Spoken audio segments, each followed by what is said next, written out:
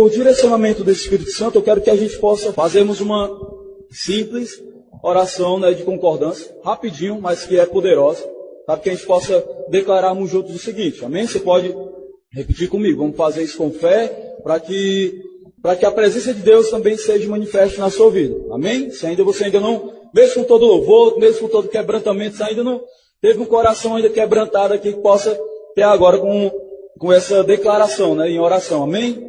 Então, Pai, em nome de Jesus, eu declaro essa noite que o meu coração estará aberto para receber a palavra, e sairei daqui cheio de revelação, de vida, porque o Espírito Santo que habita dentro de mim é o Espírito de vida. E eu rejeito toda passividade, eu rejeito toda circunstância que há na minha vida, em nome de Jesus. Amém? Se você fez essa declaração em fé, você possa realmente ter a certeza que o Espírito Santo vai agir na sua vida. Hoje a gente vai falar sobre a nova aliança, né? Uma aliança com Deus. E hoje a gente vai estar falando sobre essa nova aliança, né? Para iniciarmos, irmão, você possa abrir sua Bíblia, Hebreus, capítulo 8, versos 7 ao 12. Vamos ler o 6, irmão. Diz assim, ó. Mas agora alcançou ele ministério tanto mais excelente, que fala a respeito de Jesus, quanto é mediador de um melhor pacto, ou aliança, o qual está firmado sobre melhores promessas. Pois se aquele primeiro fora sem defeito, nunca se teria buscado lugar para o segundo, ou uma outra aliança. Porque repreendendo-os diz, eis que virão dias, diz o Senhor, em que estabelecerei com a casa de Israel e com a casa de Judá um novo pacto ou uma nova aliança. Não segundo o pacto que fiz com seus pais no dia em que os tomei pela mão, para os tirar da terra do Egito, pois não permaneceram naquele meu pacto, ou na minha aliança. E eu para eles não atentei, diz o Senhor. Ora, este é o pacto que farei com a casa de Israel depois daqueles dias, diz o Senhor. Porei as minhas leis no seu entendimento, e em seu coração as escreverei. Eu serei o seu Deus, e eles serão o meu povo, e não ensinará cada um ao seu concidadão, ao seu próximo, nem a cada um a seu irmão, dizendo, conhece ao Senhor, porque todos me conhecerão, desde o menor deles até o maior, porque serei misericordioso com as suas iniquidades e de seus pecados não me lembrarei. Então essa é a cláusula da nova aliança, né, da aliança feita com Deus, né, Deus e Deus. A palavra nos ensina isso, quando a gente começa a ler ali todo o início da história, né, da Bíblia ali, você vê que se inicia uma aliança. Então, o que é a aliança? Né? Uma aliança, ela é um pacto, né? Ou então é um acordo entre duas partes. Isso é uma aliança. E uma coisa que é bem interessante, a quebra dessa aliança, ela gera morte. Né? Se alguém quebrar essa aliança, ela tem que morrer. Né? Então é algo que muitas tribos adotaram, não é isso que eu quero adentrar, mas eu quero falar que tribos, né? Você vê que africanos, eles têm esse tipo de pacto, os orientais também têm esse tipo de pacto, irmão. Mas foi algo que foi criado por Deus. Então, nós vimos no Antigo Testamento, agora você também vai abrir lá em Gênesis, no capítulo 12, né, que nós vimos no Antigo Testamento, irmão, Deus fazia uma aliança com Abraão. Então, lá em Gênesis, capítulo 12, no verso 1 ao 4, você vê ali a aliança que Deus faz com Abraão. Diz o seguinte, ora, o Senhor disse a Abraão, sai-te da tua terra, da tua parentela e da casa de teu pai, para a terra que eu te mostrarei. Eu farei de ti uma grande nação, abençoar-te-ei e engrandecerei o teu nome, e tu sei uma bênção. Abençoarei aos que te abençoarem, e amaldiçoarei aquele que te amaldiçoar. E em ti serão benditas todas as famílias da terra. Até o 3, perdão. Então, essa aliança ela foi feita com Abraão, né? Ela prometeu essa descendência a ele, né? Um descendente, uma semente, isso já apontando para Jesus. Então ele prossegue essa aliança com Isaac, aí depois ele prossegue com Jacó, né? Você vê a história ali em Gênesis. Depois o que é que acontece, irmão? Ele faz uma aliança com o povo desses patriarcas, né? Você vê que o povo de Israel, o nome de Jacó era Jacó, depois se tornou Israel, né? Israel significa príncipe. Então, o que é que acontece? Eles são chamados para lá, uma terra realmente favorável a quem era pastor daquela época. Era uma terra boa de se criar ovelhas, né? Criar aquele tipo de animais. E só que depois, claro, né? Com o tempo a gente morre. O rei daquela época, juntamente com José tinha morrido e entrou um outro rei, né, Faraó. E acabou que vendo aquele povo crescer bastante mesmo, rapidamente, e ele começa a querer escravizar o povo. Começa a olhar para o povo e fala assim, não, está crescendo muito rápido. Primeiro ele manda matar os homens, né, para ficar só as mulheres mesmo. E aí o que é que acontece? Eles começam a crescer e eles começam a escravizar o povo de Israel. Então o que é que acontece? Deus ele vai e atenta para o povo, né? Ele continua aquela aliança que foi feita com os patriarcas. E aí o que é que acontece? Ele pega o povo de Israel, ele tira, né, ali das mãos do faraó, do Egito, ele tira o povo da idolatria, né, dos hábitos daquela época, havia muita idolatria ali, muitos deuses. Creio eu que era o povo também conduzido por isso, né, irmão, por essa idolatria. Depois a gente vai ver que eles fizeram lá na frente um bezerro de ouro e começaram a celebrar da mesma forma que os povos, né, que também tinham outros ídolos, faziam. Eram festas sensuais, eram festas de fertilidade. Então você imagina como é que funcionava esse negócio. O Senhor ele tirou esse povo, né, da idolatria, dos maus hábitos ali e transformar a vida daquele povo, né, para ser um povo que adorasse a Deus, um povo que realmente tivesse um costume de realeza. É isso que o Senhor também o chama. Então o Senhor inicia, irmãos, uma jornada com o povo no caminho do deserto. Então você vê que ele liberta o povo, ele conduz o povo, né, pelo deserto, pela uma extraordinária nuvem, né, de fumaça, e à noite se tornava uma nuvem de fogo. Então talvez se você não foi alguém que ainda leu o Antigo Testamento e principalmente Êxodo 13, quero que você possa imaginar o tamanho dessa nuvem. Não estou falando só o tamanho da nuvem, mas para que você possa entender, né, o quão nós somos guardados pelo Senhor. Por quê? Porque, irmãos, quando saíram aquele povo, creio eu que talvez aproximadamente ali tinha 3 milhões de pessoas.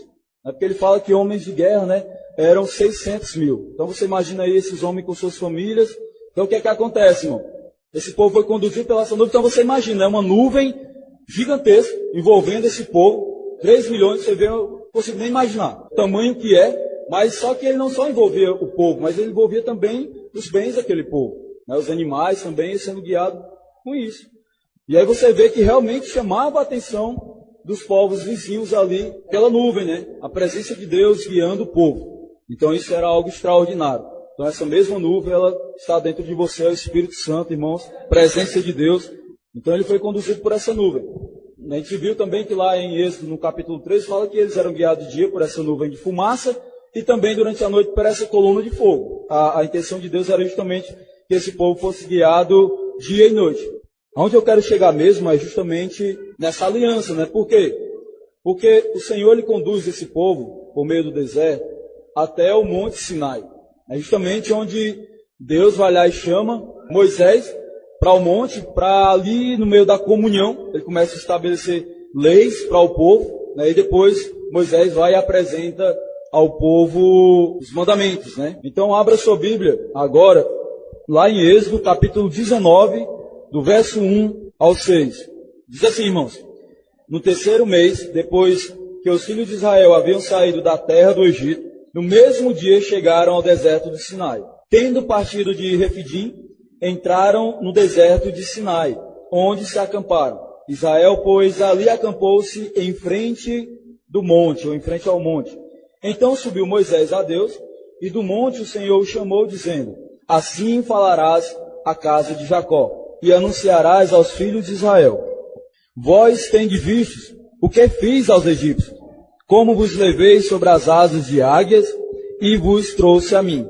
Agora, pois, se atentamente ouvirdes a minha voz, e guardardes o meu pacto, ou a minha aliança, então sereis a minha possessão peculiar. Isso eu acho muito forte, aquilo que o Senhor diz, né? Meu tesouro pessoal, em outras traduções. Dentre todos os povos, porque minha é toda a terra. E vós sereis para mim reino sacerdotal e nação santa. São estas as palavras que falarás ao filho de Israel. Então, irmãos, Deus pede a Moisés, né, para falar ao povo, né, sobre o pacto. Então ele mesmo está estabelecendo ali uma aliança com o povo. Né? Você vê que no verso 5 e 6, ele ordena ao povo a que o povo pudesse obedecer. Ele fala-se de uma obediência a Deus, né? Para que eles pudessem ouvir a voz do Senhor, a instrução de Deus, e também pudessem ser fiel aos mandamentos, a essa aliança no qual o Senhor fez a cada um. Então, a vontade de Deus, irmãos, era de ter um relacionamento com o povo. Só que, naquela época, o povo específico era o povo de Israel. Hoje, nós sabemos que a vontade de Deus é se relacionar com nós, né, com a sua igreja. Na igreja universal, não falo somente em videira, mas todas as congregações junto, a igreja universal, irmão. Ele quer se relacionar com o seu povo, né? Então, o seu povo santo. Nós somos o povo de Deus. Não se limitou mais somente ao povo de Israel. Isso expandiu a cada um de nós. Amém? Então, naquela época era com o povo de Israel. Ele escolheu o povo de Israel para ter esse relacionamento. Mas ele já estava ali, irmãos, visando outros povos. Você vê que quando ele faz essa aliança com Abraão, ele fala, né? Que serão benditas todas as nações, por meio de Abraão, as famílias da terra seriam abençoadas. Ele não está falando somente de Abraão, ele está falando da aliança que é feita com Abraão. Ele já está avisando outros povos. Então, por meio de Israel, os povos seriam alcançados pelo Senhor. Então, Israel era como se fosse uma expressão, um modelo da igreja hoje. Amém? Então, também a mesma coisa que nós lemos no culto passado, né, a respeito de Apocalipse no capítulo 5, no verso 9, ele fala também, né, você vai ler que povos, línguas, nações foram comprados pelo sangue do Cordeiro, né, pelo sangue de Jesus. Ele comprou cada povo, né, aqueles que realmente, claro, confessar o nome do Senhor, né, seriam alcançados, comprados por esse sangue. Então ele está avisando aqui algo maior, não era somente um relacionamento com o povo. A sua vontade era que isso pudesse se expandir aos povos. Amém? Então no verso 5 e 6 ele fala assim, então sereis a minha possessão peculiar, dentre todos os povos. Olha o que ele diz no final. Porque minha é toda a terra. O que é que nós podemos entender aqui? Eu não estou falando agora só falando de propriedade. Eu estou falando aqui que toda a terra, todo o povo, né, todas as nações daquela época, até hoje também, ela pertence ao Senhor. Por que pertence ao Senhor? Porque Deus ele foi o Criador. Foi Ele que criou, né, todas as coisas. Nada foi criado se não fosse por intermédio dele. Né? Então ele está dizendo aqui que toda terra, né, todas as nações, não estou falando especificamente de uma terra, mas eu estou falando realmente de habitantes, aqueles que pisam sobre essa terra, pisaram, e estão pisando e pisarão. Pertence a Ele. Só que aí você começa a atentar, nossa, toda a terra, né, todas as nações pertenciam a Deus, mas Deus escolheu Israel para se relacionar. Então por isso que eu começo a entender isso, começo a ter revelação disso, que toda essa terra pertence ao Senhor. Ele escolheu Israel para que pudesse ser o representante de Deus, né, para ter comunhão, as nações pudessem ser alcançadas pelo esse povo. Né? Então a pergunta é, qual era a função do povo de Israel naquela época? Né? Qual seria a função?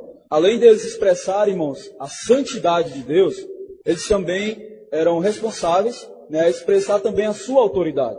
Porque quando ele criou o homem, ele disse que façamos o homem à sua imagem, tenha ele domínio e pudesse o quê? Sujeitar toda a terra. Então ele estava usando aqui o povo de Israel para que pudesse expressar a santidade de Deus, né, ter aquele relacionamento com Deus, mas que pudesse expressar a sua autoridade e também pudesse testemunhar de Deus às nações. Então, uma das coisas que realmente já chama a atenção daquele povo na época era justamente a presença de Deus, aquela nuvem que envolvia o povo. Então ali já chamava a atenção. No momento que o povo atentou a isso, né, Israel já começava a ser modelo para que os povos pudessem ser alcançados por Deus.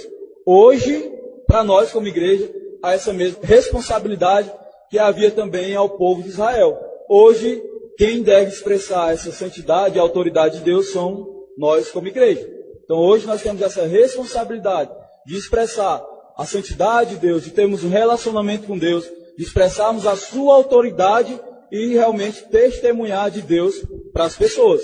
Então essa também é a nossa responsabilidade. Então eu estou pregando aqui, né, o Antigo Testamento baseado, fazendo esse paralelo, né, fazendo essa comparação com o Novo Testamento para que eu possa entender, nossa, realmente aqui está apontando para a gente também. Além de muitas coisas, apontar para Cristo, aquilo que é uma sombra, né? O Antigo Testamento é a sombra de uma realidade que há no céu, para que eu possa entender isso, mas que a expressão de Deus, Deus escolheu o povo de Israel, como também escolheu a igreja para ser esse representante dele na terra, isso é poderoso. Que homens e mulheres possam ter esse anseio de fazer a vontade de Deus como ela é feita no céu também. Infelizmente, quando o Senhor lhe traz essa ordenança a ele, né, coloca essas condições ao povo, o que é que acontece? Infelizmente, o povo acaba aqui quebrando essa aliança. Então, voltando ao assunto da aliança que foi feita com Deus e ao povo, né, por intermédio de Moisés, Moisés foi esse instrumento para levar ao povo, né, ser dado ao povo os mandamentos. Infelizmente, o povo ele quebra esse mandamento, ele quebra esse pacto que foi feito com o próprio Deus. Infelizmente, o povo acaba fazendo isso. O Senhor ele fez um pacto com o povo de Israel. Deus ele tinha os povos como sua propriedade também, pertencia a ele. Só que quando ele faz esse pacto com o povo, a gente leu no verso 5 e 6, ele fala assim: ouvides atentamente a minha voz e obedecesse aos meus mandamentos. Por quê? A gente pode também entender esse texto dessa forma. Mesmo que os povos pertencessem a Deus, porque Ele é o Deus Criador, o que é que acontecia? Aqueles povos ali, aquelas nações, melhor dizendo, o que é que acontecia? Eles não eram alguém que tinha Deus como seu Senhor. Então eles adoravam outros deuses. Mas o povo de Israel também era alguém que fazia esse tipo de idolatria. Então o que é que acontece? Deus pega e chama o povo de Israel para que pudesse mudar essa conduta, né, para que eles pudessem entender que só havia um Deus, porque eles adoravam vários deuses, mesmo que só existindo um. A gente precisa ter essa compreensão de que só há um Deus, mesmo que os deuses que aquelas pessoas adorem muitas vezes operem milagres, mas não são deuses, irmão. Então nós precisamos ter esse entendimento. Mesmo com toda a idolatria, o povo não adorando ao Senhor, ele vai e escolhe o povo para que pudesse estar debaixo dessa aliança e pudesse mudar toda a sua conduta. Amém? Então, quando ele fala a respeito do povo ouvir a sua voz, o que é que a gente pode entender com isso também? Que ou o povo ele estava sendo guiado por outras vozes, ou também que poderiam ser guiados por vozes humanas, ou até mesmo, novamente, falando sobre esses falsos deuses. Então ele fala: ouvides atentamente a minha voz. Então, quando ele fala ouvides atentamente a minha voz, é porque havia outras vozes também, né? Como há hoje. Se você for parar para observar, existem outras vozes competindo com a voz de Deus, e cabe a nós decidir qual voz a gente deve escolher. Então, que nós possamos, de maneira sábia, escolher a voz do Senhor de maneira sábia. A voz do Senhor e sermos conduzidos por Ele. E a voz de Deus, ela é por meio do Espírito Santo que testifica dentro de nós, pelo testemunho interior. Então, além de o Senhor ordenar ao povo a obediência, outra coisa que o Senhor ordena é a fidelidade, irmão, aos mandamentos. Então o povo, como vinha de uma grande libertação, né, você vê lá: se você ouvir atentamente a minha voz e obedecer aos meus mandamentos, ele fala: vocês serão minha propriedade peculiar, uma nação santa, um povo de propriedade minha, né? Então, um tesouro pessoal meu, se vocês atentamente ouvissem e obedecessem aos meus mandamentos. Você vê que nesse decorrer de 3 meses apenas, você viu que o povo foi liberto. Como é que a gente pode entender aqui a respeito dessa ordenança e o povo unanimamente ter concordado? Ele vinha de uma vitória, de uma extraordinária libertação, na verdade.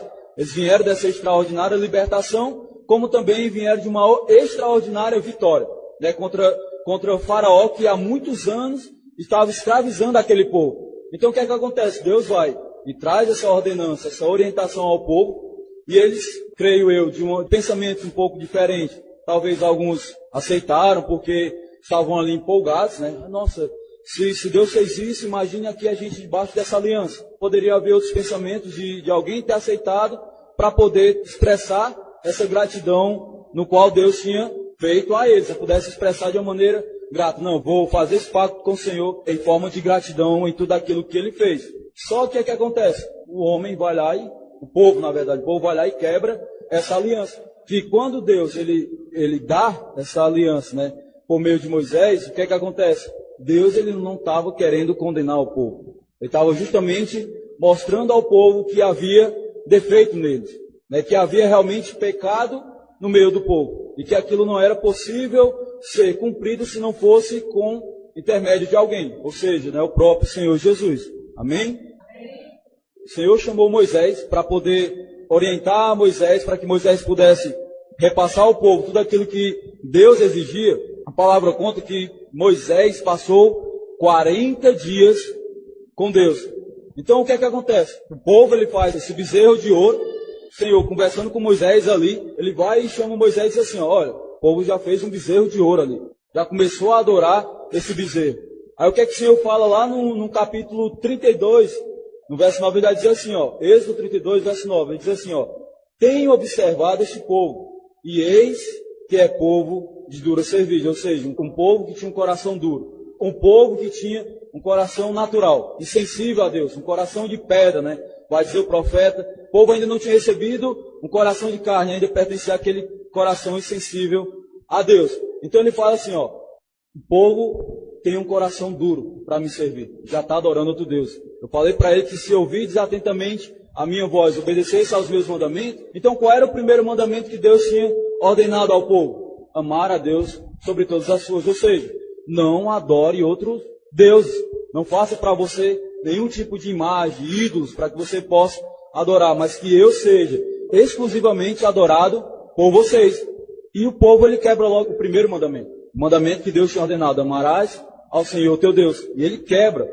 Passou-se somente 40 dias. O Senhor disse que estava observando esse povo, disse que ele tinha esse coração duro, né, um coração que realmente era insensível para Deus. Então o que é que ele diz, irmão? O que é que o Senhor vê ali no povo? Ele vê povo impaciente. Então é algo que realmente ainda acontece na nossa realidade, né? A impaciência. Por quê, irmãos? Como eu disse, 40 dias somente se passaram. Talvez a gente possa achar muito, mas pouco uma vida com Deus. Durante 40 dias, somente o povo, ele pegou e adorou o bezerro de ouro. Fez para eles um Deus, né? Fez para que pudesse adorar. Ou seja, eles estavam impacientes somente com aqueles 40 dias que Moisés tinha se ausentado, porque eles sabiam onde Moisés estava, e fizeram esse Deus. E a outra coisa que Deus viu em relação ao povo foi justamente a incredulidade. Por quê? Porque eles tinham um coração duro. Estavam impacientes por esperar Deus, estavam começando a ser alguém incrédulo. Por quê? Estavam começando a fazer para eles adorações de outros deuses. Eles não tinham recebido esse coração de carne, né, um coração sensível a Deus, então eles permaneciam com um coração endurecido e um coração impaciente, incrédulo ao Senhor. Então Deus, ele vai e o quê? Ele se aborrece, enche-se de ira e ele orienta a Moisés. Diz a Moisés o seguinte, ó, eu vou acender a minha ira contra aquele povo. Por quê? Porque durante 40 dias somente o povo já começou a ser alguém impaciente e um povo incrédulo, né? Alguém que não estava crendo no pacto ou na aliança que eu estabeleci sobre eles.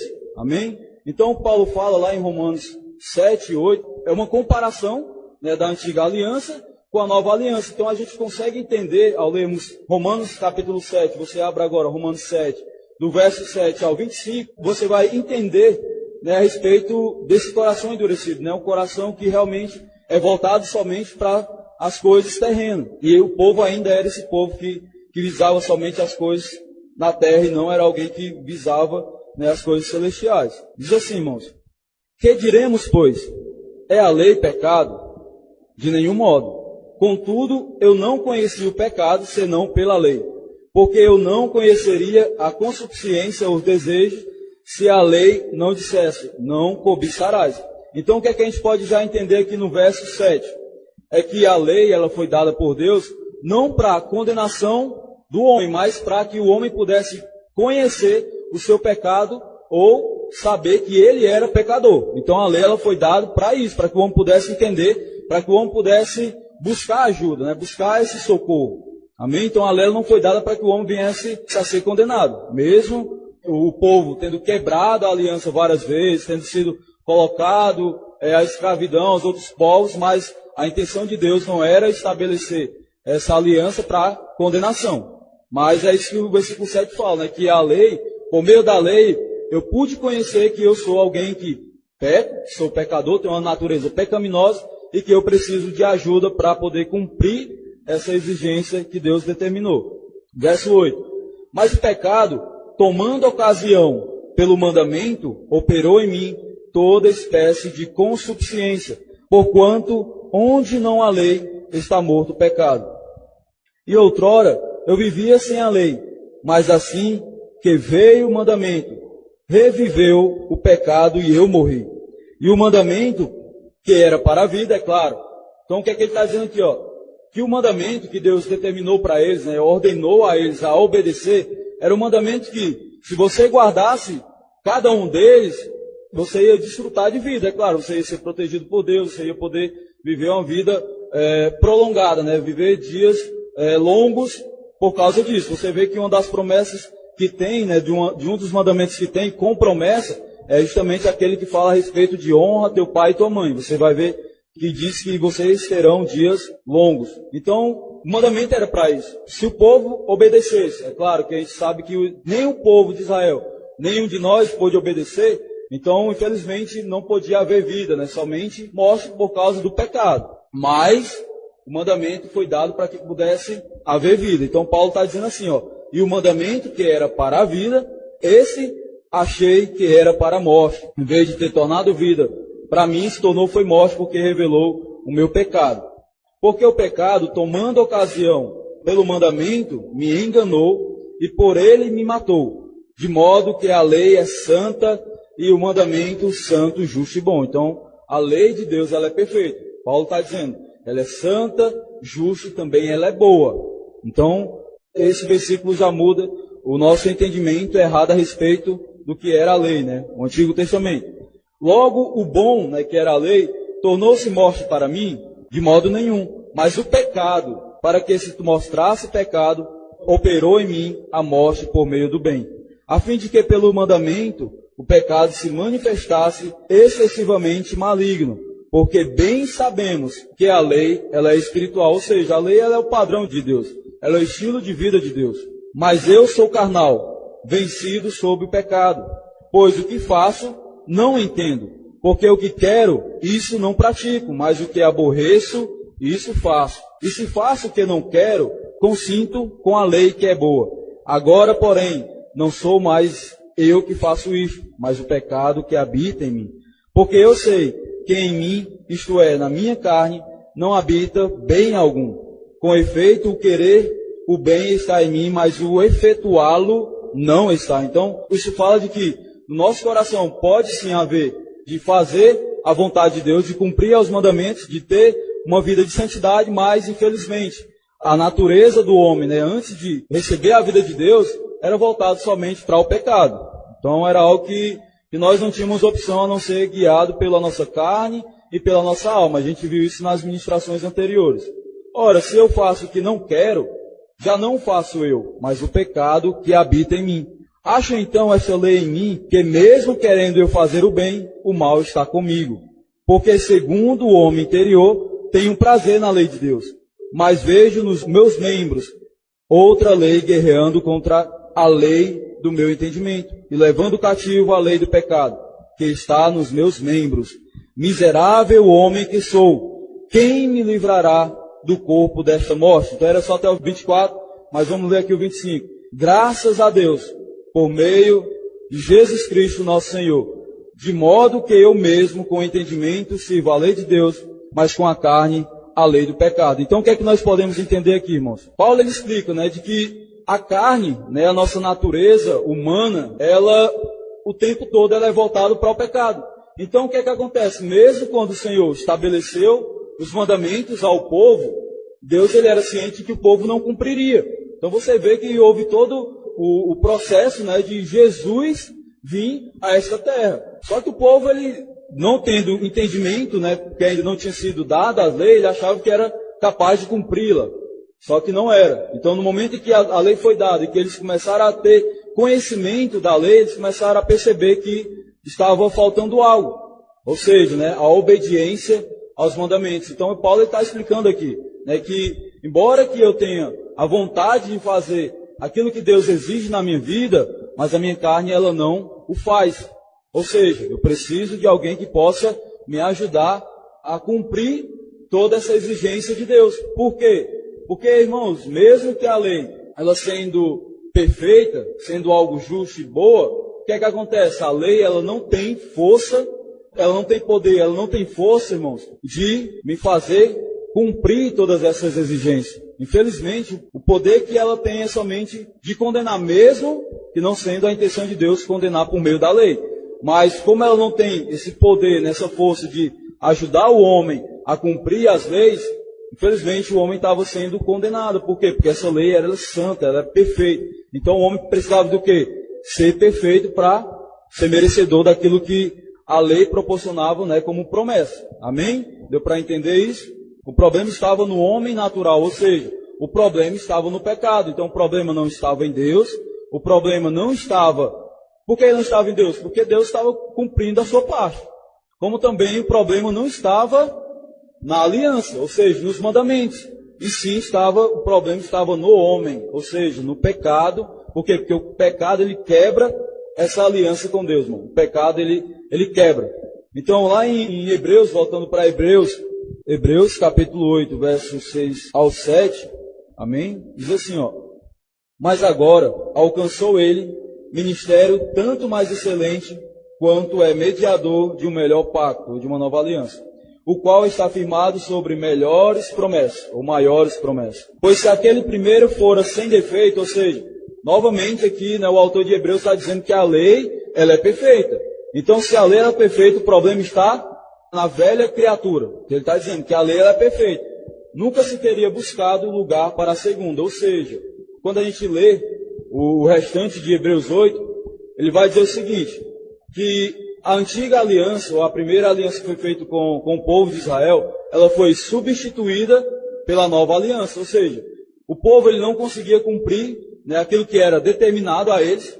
Então, o que é que acontecia? Infelizmente, o povo, muitas vezes, eles foram entregues à escravidão de outros povos, né, foram entregues à escravidão dos inimigos. Por quê? Porque eles não conseguiam cumprir. Então, Deus, ele não podia tentar o povo por conta disso. Mesmo que Deus amasse o seu povo, mesmo que a vontade dele era que o povo pudesse ser protegido, né, guardado por ele, infelizmente, por conta da quebra da aliança, da infidelidade com essa aliança, Deus não podia tentar o povo, né, ou seja, não podia salvar o povo por causa dessa quebra, né, de cumprimento de aliança. Só que o que é que acontece, irmão? Vem essa nova aliança, no qual a gente leu, foi dada uma nova aliança. Então, a antiga aliança, ela se tornou velha, ou seja, a tendência da antiga aliança é realmente acabar. Por isso que a palavra de Deus vai falar que a nova aliança que foi feita com o povo de Israel, mas não estou falando mais a respeito da nação, mas realmente o Israel espiritual, que é cada um de nós, o povo conquistado pelo sangue, ele está dizendo que ele vai fazer um novo pacto. Ou seja, no tempo de Jeremias, quando o povo ele passou muito tempo escravizado, o que é que aconteceu? Deus fala a Jeremias que haveria uma nova aliança. Ou seja, ao invés de eu exigir ao homem perfeição, ao invés de eu somente estabelecer uma ordem ao homem ou apresentar ao homem a lei, uma tábua de pedra, eu vou colocar dentro do seu coração, vou colocar na sua mente e no seu coração a minha lei para que eles possam cumprir perfeitamente. Então essa era a vontade de Deus. A gente vai fazer agora esse paralelo, claro, entre o mediador da antiga aliança, que era Moisés, com o mediador da nova aliança. Hebreus fala que é o mediador de uma melhor ou maior aliança, que é Jesus. Então o que é que me chama a atenção, irmão, a respeito de Gênesis 32, você só leu comigo o versículo 9, Gênesis 32, algo que me chamou a atenção foi o verso 10. Deus vai falar o seguinte para Moisés, vai dizer assim, ó: agora, pois deixa-me, né, ele estava mandando Moisés sair, estava se despedindo de Moisés, para que a minha ira se acenda contra eles, e eu os consuma, e eu farei de ti uma grande nação. Olha só, Deus ele estava se despedindo de Moisés, ele estava dizendo assim, ó, a minha ira se acendeu, ou seja, eu vou destruir aquele povo. Só que aí em seguida ele fala para Moisés, né, farei de ti uma grande nação. Então o que acontece? Ele está colocando o destino do povo, ele pega e coloca, Deus, ele coloca o destino do povo de Israel nas mãos de Moisés. Ou seja, ou Moisés, ele intercedia pelo povo, né, para que pudesse haver perseverança, né, de Deus com o povo, pudesse realmente haver um arrependimento de Deus com o povo, ou Moisés permitia, né, ele saía dali e permitia Deus destruir aquele povo. Então, o destino da nação, ela estava na mão de Moisés. Olha só para você ver. Deus estava dando a oportunidade de Moisés exercer essa função, né, de ser mediador dessa antiga aliança. No verso 10, deixa eu só voltar aqui. No verso 10 ele vai dizer assim, ó, né, ele diz que acendeu-se a ira dele contra o povo, e ele disse que ia consumir aquele povo, ou seja, iria destruir aquele povo. E aí no final ele vai dizer assim, ó, e eu farei de ti uma grande nação, com Moisés. Ou seja, ele ia destruir o povo. Naquele momento o Senhor tinha se irado porque ele estava desobedecendo o primeiro mandamento, que era adorar a Deus. Eles não estavam adorando ao Senhor. Então não tem como a gente olhar aqui que esse Deus é mau, não é. Ele está sendo fiel à sua aliança. E o que é que acontece? além de ele dizer que iria consumir o povo, ele tinha dado uma promessa a Moisés. Olha só, ele coloca o destino na mão de Moisés, mas também, em seguida, lança uma promessa para ele. Ou seja, mesmo que Deus destruísse o povo, o Senhor iria fazer uma nova nação por meio dele. Então, o que é que acontece? Moisés, ele abre mão dessa promessa que Deus faz a ele, ou seja, dessa exaltação. Por quê? Porque se Moisés tivesse permitido que o Senhor viesse a destruir o povo, Moisés ia ser um cabeça, né, de uma nova nação. Ele seria alguém exaltado, iria começar por ele. Só que o que é que acontece? Moisés, ele abre mão disso, dessa exaltação, e ele intercede pelo povo. O que é que acontece? Nos versículos posteriores, após o versículo 10, Moisés começa a interceder. Ele abriu mão dessa exaltação para que o povo pudesse ser preservado por Deus. E ele começa: arrepende, Senhor. Né? O que é que o povo vão dizer a respeito de ti? Tirou o povo de Israel para matar no deserto. Então Moisés começa a interceder. O que é que isso me leva a entender também, irmãos? Jesus, ele é esse mediador, como vai falar Hebreus. Jesus, ele faz a mesma coisa na cruz. O que é? Jesus, ele poderia, muito bem, irmãos, de ter abrido mão, né, de carregar a cruz, de ter sido crucificado pelos nossos pecados, por cada um de nós, ele poderia muito bem abrir mão. Por quê? Porque se Jesus tivesse abrido mão de ser crucificado, de ser morto ali, irmão, o Senhor Deus ia receber ele de braços abertos. Por quê? Porque ele tinha cumprido aquilo que o Senhor tinha ordenado a ele. Se ele tivesse falado assim: não, Senhor, eu não quero morrer por esse povo. Mas o que acontece é justamente o contrário, para nossa alegria, é claro. Jesus, ele abriu mão disso, né? Ele realmente se entregou por cada um de nós. A palavra de Deus vai dizer que nós éramos inimigos dele, mas mesmo assim o Senhor se entrega por cada um de nós, por amor a cada um de nós, se tornando esse mediador dessa nova aliança, que fala que é uma aliança superior àquela que foi feita com o povo de Israel. Então Jesus, ele cumpriu todas as exigências, né, que foi dada aos mandamentos, né? Ele fez essa aliança com Deus, até porque homem algum poderia fazer um pacto de aliança com Deus. Por quê? Porque Deus, ele não faz pacto com o pecado. Então Jesus, ele vem e substitui, né, o homem, ele vai e assume a responsabilidade pela humanidade e cumpre todas essas exigências e se tornando o nosso mediador, ou seja, se tornando o nosso representante.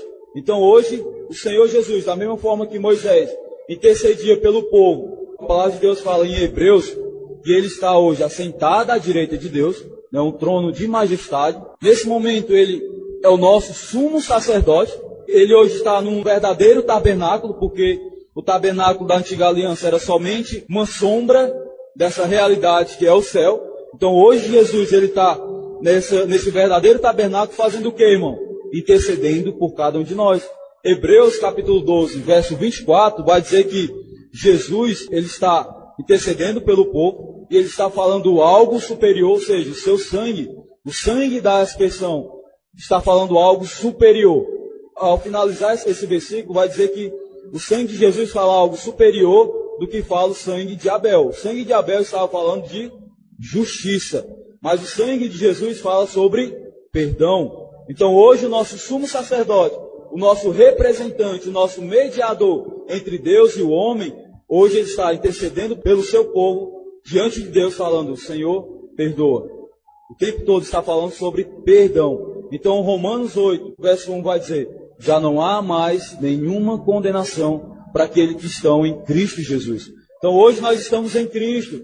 Não há mais condenação, né, para o inferno, nem para sermos condenados pela ira de Deus, né, para que venha a ira de Deus sobre nós. A gente aprendeu que toda a ira de Deus, né, toda a raiva de Deus, levando para o nosso linguajar mais popular, toda a raiva de Deus, ela foi descarregada em Cristo Jesus, na cruz. Ela foi satisfeita do sacrifício do Cordeiro.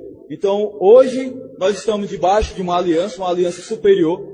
Essa aliança tem como selo o Espírito Santo. Então, se a lei ela não tinha poder para nos dar vida, hoje o Espírito Santo, a palavra de Deus vai dizer, nesse mesmo Romanos 8, depois você pode ler lá, no capítulo 8, no verso seguinte, vai falar que esse Espírito dá vida. Então, a lei ela não poderia nos dar vida, mas o Espírito hoje, que habita dentro de nós, ele nos dá vida e ele também nos dá paz. Amém? Então, para finalizar, essa é a aliança que Deus ele faz com o seu povo. Nós hoje estamos debaixo dessa nova aliança, de uma aliança superior a antiga, e hoje ela se cumpre em nós, irmão, por intermédio de Jesus Cristo. Amém? Então que nós possamos encerrarmos, né, nosso culto